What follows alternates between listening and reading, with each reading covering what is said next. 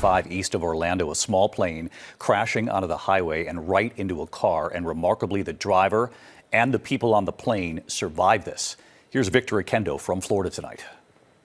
Tonight, the terrifying moment on I-95. Oh my goodness. Oh my goodness. A small plane crash landing on the busy Florida interstate, striking a car. A plane just crashed onto a highway. On a highway. According to the NTSB, the small twin-engine plane experienced a loss of power in both engines. The pilot forced to land east of Orlando during rush hour last night, crashing into a Toyota Camry. Emergency crews rushing to the site. Florida Highway Patrol saying the driver of the vehicle, a 57-year-old female from Melbourne, was taken to the hospital with minor injuries. The pilot and passenger on board the plane, both 27 years old, were not injured and remained on scene. They look like they're okay. They're very lucky that they made it. David, the plane had been in the air for over an hour as part of an instructional flight when it experienced that engine issue. The FAA and NTSB are investigating. Trump is facing new scrutiny after the release of almost 20 new photos from the estate of convicted sex offender Jeffrey Epstein. Let's go live to Jeff Parry in the US Bureau this morning. Jeff, the US president is pictured in a lot of these photos. Yes, he is, Sal. These images come from Jeffrey Epstein's estate. They were given to the Democrats overnight. 95,000 images. Imagine that. They've been sifting through them. It's a very long process. Donald Trump featuring in a lot of the 19 that have been released. There's nothing incriminating exactly in the photographs. The women featured in them, most of their faces have been blocked out. That's largely because the people who are looking at these photos don't really know who they are, and they feel that they could be protecting people by covering them up. Other photos, there's a raft of people actually. This former president, Bill Clinton, there's Woody Allen, Richard Branson and Bill Gates, and another photo of Andrew Mountbatten Windsor with Bill Gates there. So now, none of these photos, as I said, are incriminating. They've known Jeffrey Epstein for a long time, a lot of these people. That's been well known. Certainly, these photos do raise more questions, though, about Epstein and those people's association with him. Let's hear from Congressman Robert Garcia. I think anything that we release is significant. I think people should be able to make judgments on their own as to what they see in these photos. For us, this is about transparency. Just to point out that these images are separate to all those documents that are due to be released by the Department of Justice on order of Congress by December 19th. So just a week to get those out. So. All right, thank you very much, Jeff Parry there. Scare at 15,000 feet caught on camera. Watch, this skydiver's backup parachute inadvertently open as he's about to jump out of a plane, launching him backwards. His parachute cords wrapping around the plane's tail, his legs striking the plane. The potential for this to have a very different outcome was very real. The harrowing scene unfolding this past September in Queensland, Australia, as a group from a skydive club attempted a formation that was being filmed. You can see the skydiver's parachute handle snag on the plane's wing, deploying his chute.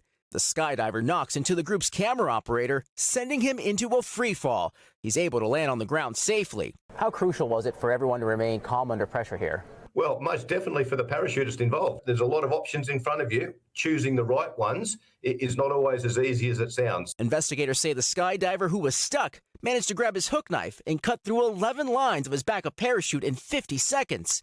Once free, the skydiver was able to pull the cord to his main parachute and get on the ground safely.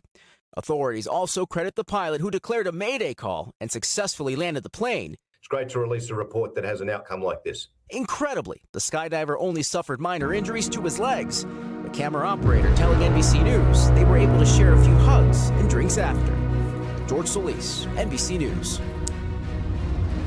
Now an 84-year-old man is accused of shooting his son in the face. He faced a Brevard County judge late this afternoon on an attempted murder charge. Investigators responded to that shooting at a home on Hawksbill Street, Northwest in Palm Bay. Channel 9's Melanie Holt is live at the Brevard County Jail. And Mel, investigators are telling you that this started during a family visit. For some reason, it escalated. Police also say that the suspect's daughter-in-law tried to calm things down without success.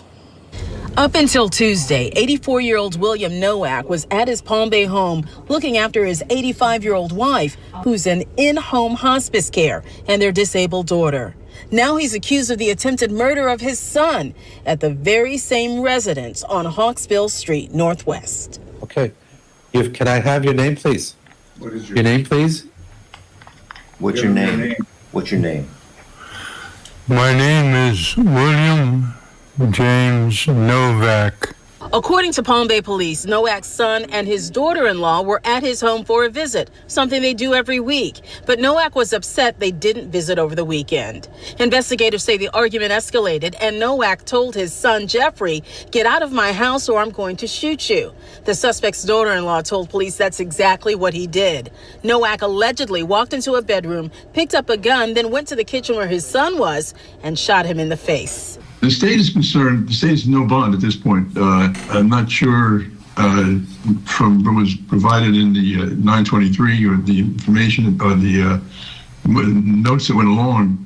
It's unclear whether or not this defendant is aware of what's going on. This afternoon, police told us Nowak's son is in stable condition. For the time being, William Nowak will remain here at the county jail without bond.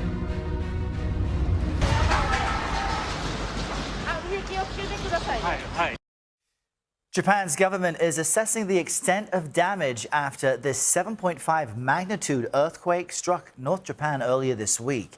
The event was followed by multiple aftershocks and led officials to issue a warning of a possible megaquake to come in the area.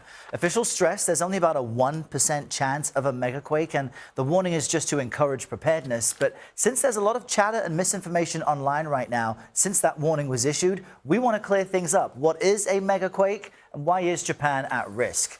Well, the friction from tectonic plates shifting against one another releases energy through the Earth's crust. We feel that as the ground shakes. That energy can also displace large amounts of ocean water that creates tsunamis. Japan is surrounded by 4 tectonic plates, which make it vulnerable to earthquakes in general. The country experiences an average of 1,500 a year, according to the University of Tokyo, but most of those quakes are very minor. Now, a megaquake has a magnitude of 8.0 or higher, which is 10 times stronger than a magnitude 7.0 quake. The 2011 quake that hit northern Japan was a 9.1. which, along with its accompanying tsunami, resulted in more than 19,000 deaths. If a megaquake happened in the area impacted by this week's earthquake, up to, you see the number right here, almost 200,000 lives could be lost, and economic damage could reach almost $200 billion, according to government analysis. It could also cause a tsunami with a wave up to 98 feet tall.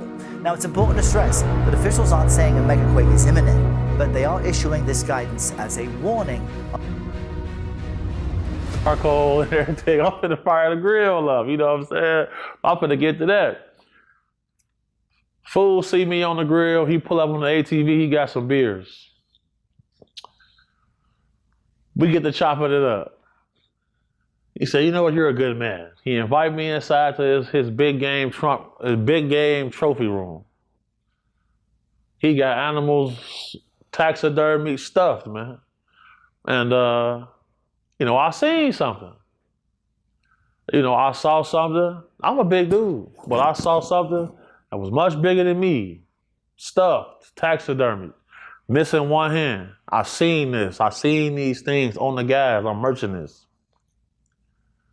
When I seen it, the hair on my neck stood up and it gave me a weird feeling. Like, man,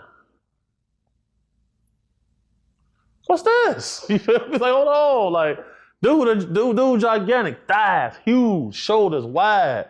I'm like, damn. And I'm like, and I'm just looking, and he looking I see him looking at me. We didn't talk much about it. All he said was, the big old boys are real. They're out there. And I'm looking like, man. And looking at the face is what got me, though. Because the face was like I'm looking at a person. But this wasn't a person. And every bit of 9 feet tall. And, you know, I had to get permission to talk about this. You know what I'm saying? I got permission to talk about it. You know, I just can't like say the location and stuff like that. You know, he don't want people sneaking on his property and things like that. You know, they said that it came out of Washington. It said that apparently they had been tracking it for a minute, you know, according to him, and they can go in and out of our viewpoint, apparently. You feel me? They got a shot off. They seen it get hit in the arm, and then it went out of sight. They tracked it. A couple days later, they found the body, you know. And the hand that was missing, they had in a display. It was splayed out like this in a case on his arm. Underneath, well, he had a giraffe, a lion, and like I want to say like a zebra.